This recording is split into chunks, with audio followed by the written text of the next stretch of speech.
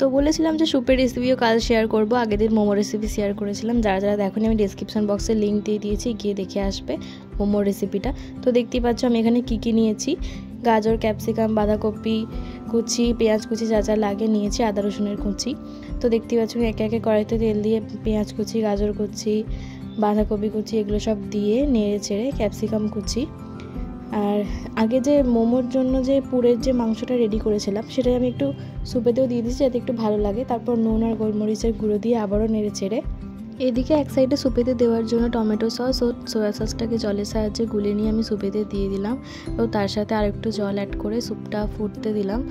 স্যুপটা এদিকে হয়েই গেছে। স্যুপের থিকনেসটা একটু বাড়ানোর জন্য আমি একদিকে কর্নফ্লাওয়ার একটু জলের সাথে গুলে সেটাও দিয়ে দিলাম যাতে স্যুপটা একটু ঠিক হয়, একদম রেস্টুরেন্ট স্টাইলে। তো দেখো আমাদের স্যুপ এখানে তৈরি হয়ে গেছে। তোমরা মোমো রেসিপিটা কিন্তু অবশ্যই গিয়ে একবার চেক করে এসো। আজকে ভিডিওটা এই পর্যন্তই। ভালো লাগলে অবশ্যই এটা লাইক ও চ্যানেলটাকে সাবস্ক্রাইব করে দিও। দেখা হচ্ছে নেক্সট ভিডিওতে। বাই।